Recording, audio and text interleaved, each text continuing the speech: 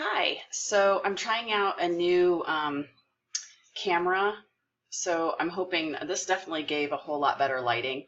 For some reason my laptop just isn't doing it, but I wanted to do a video because I haven't done one in a long time and kind of let you know what's going on. So I got my hair chopped off. It's always weird when you try to do it in the salon, like they do it for you and then like you try to do it yourself and you're like, whatever. So, I mean, it's not bad. Just this side's good, but then like this side is still kind of weird. But anywho, I want to kind of let you know what, for those of you who have been kind of watching my videos, you know that like I've been pretty much plateauing for a while. And if not, I have been probably close to at least 6 months worth of plateau that I've been sitting at the same weight, which was around 166, 167. It kind of depended on what I ate. So I started watching Chef AJ. And Chef AJ, if you ever happen upon this video, I love you so much. Like, you have changed my life. So I watch her for inspiration, and I watch her Weight Loss Wednesdays. And I thought I was doing everything right. And my weight just wasn't changing, and I'm like, I want to get to my goal weight, which is 149, so that I'm not obese. Like, that's my short-term goal. My long-term goal is to probably get down to, I guess, the lower end of my BMI. But I'm not gonna pick a weight. I guess once I'm a normal BMI at 149, I'm just gonna let my body kind of pick a good weight, I guess. So one of her tips for her Ultimate Weight Loss group, which you can join, is to keep a food journal. So every once in a while, I will log my food on Chronometer. When I was losing, I was like, you know, as long as I'm losing, I don't really need to log my food. I don't really care how many calories I'm eating. Just whatever. Whenever I'm hungry, I eat. So one of the things was that she said keep a food journal. And so I had already logged about a week because I was just super frustrated. And so I actually bought a nice leather-bound journal, and I started logging my food farther than that. And so now I'm into like at least 2 weeks of logging my food, and I finally noticed a pattern. And I noticed the pattern like almost immediately. So the pattern is that I was eating too much fat.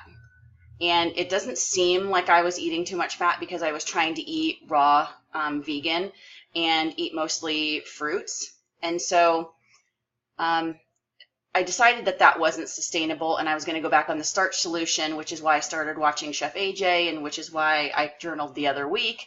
And so, like, it all came full circle. I'm sticking with the starch solution. That works best for me. I have tried Dr. McDougall's starch solution. I read through his book, The Ultimate, was it the Weight Loss Program? Yeah, no. Oh, the Weight Loss for Maximum, I don't know. His old book from 1985. It's for maximum weight loss. Just look for that book. You'll know what I'm talking about. So I do better on just the plain starch solution, which is a little bit more liberal, and I can use flours and other things like that. I am a food addict, and so that's another reason why I started watching Chef AJ. And so I kind of know what my triggers are already. Like, I'm basically watching her for tips because I already know what my triggers are, and I know what I can and cannot have in the house. And I know she says if it's in your house, it's in your mouth, and it's in my brain, but it's not in my mouth because there are just certain foods that I have to accommodate 3 other people, and I just don't have the balls that she does. So I'm not going to tell my family they can't eat this, that, and the other. I have teenagers. They're almost out of the house. Maybe in a few years my husband and I will be totally good. But as long as I'm losing, I'm not gonna worry about it. So I found a happy medium, but part of the reason why I went back to a starch solution, I tried Dr. Furhman's plan. I have eaten Dr. Greger's plan, I guess his app that has like the dozen things you're supposed to try to get each day. for me, I just need the starch. I found that with the fruit, or I guess the fruit and vegetable raw diet, I didn't have hardly any energy, and I already have fibromyalgia and I have hypothyroidism, and so like I need energy. And I was almost crashing to the couch in the afternoon, and no matter how much fruit I ate for lunch, the sugar wasn't keeping me up. So I needed something that would burn sugar like over the long term, and starches will do that. So I can eat fruit for lunch and a starch, and then the fruit will kind of give me that kick, and then the starch kind of keeps me going. So I need that energy from the starches, and so that's just the plan that works best for me. I can pretty much lose weight on any plan, seriously. I could eat paleo, I could eat Atkins, that keto thing. You name it, I've tried it, I've lost weight, but I need to find something I can do forever. And I definitely can eat potatoes and rice and lentils and beans forever. So I'm going to stick with that. So I was eating too much fat. So how was I eating too much fat if I was eating a raw diet? Well, I was cheating, and I was eating too many sweet, I guess, like raisins and dates, things that the water had been removed out of that were sweeter, a little more fattier. I was incorporating nuts in along with all that stuff. Sometimes I would be just hungry for starch, and I would eat these yucca chips. Let me grab a bag. They're bad. And unfortunately, I still have 2 bags in here, but I had my husband throw them away yesterday because I totally ruined my day. So I have these. I have 4 food allergies that I have to deal with. I cannot eat dairy or eggs or corn or gluten. So when I find snacks, that's what I cling to. And these were one of them that didn't have anything in them. But the fat on here, if you look, is 7 grams to 140 calories.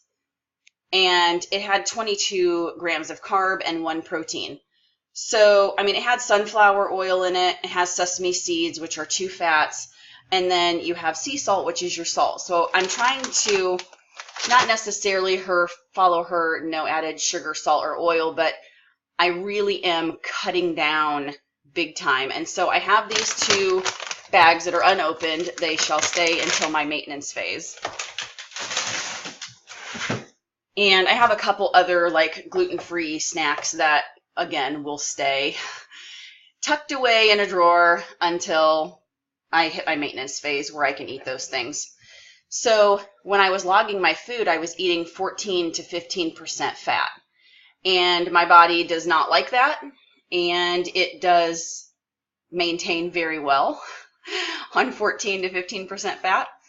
But when you are trying to lose weight, I need to go down to like 5 or 6% fat. And as soon as I started following the starch solution again, eliminating the excess oils, refined foods, I was satiated, so I wasn't cheating.